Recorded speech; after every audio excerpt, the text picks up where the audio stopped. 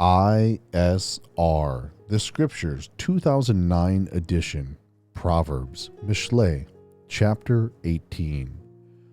The separatist seeks his own desire. He breaks out against all sound wisdom. A fool does not delight in understanding, but in uncovering his own heart.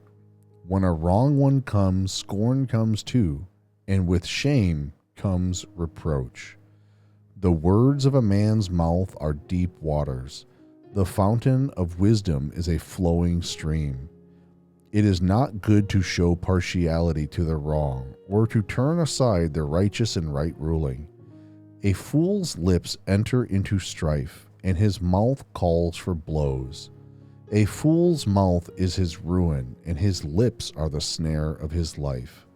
The words of a slanderer are like delicacies, and they go down into the inner parts of the heart. Also, he who is slack in his work is a brother of a master destroyer. The name of Yahuwah is a strong tower. The righteous run into it and are safe. The rich man's wealth is his strong city, and like a high wall in his own imagination. Before destruction, the heart of a man is haughty, and before esteem is humility. He who answers a matter before he hears it, it is folly and shame to him. The spirit of a man sustains him in sickness, but who does bear a broken spirit? The heart of the understanding one gets knowledge, and the ear of the wise seeks knowledge. A man's gift makes room for him and brings him before great men.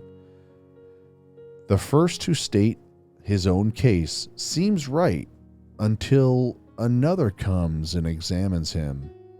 The lot settles disputes and separates between the mighty. A brother transgressed against is a strong city, and contentions are like the bars of a citadel.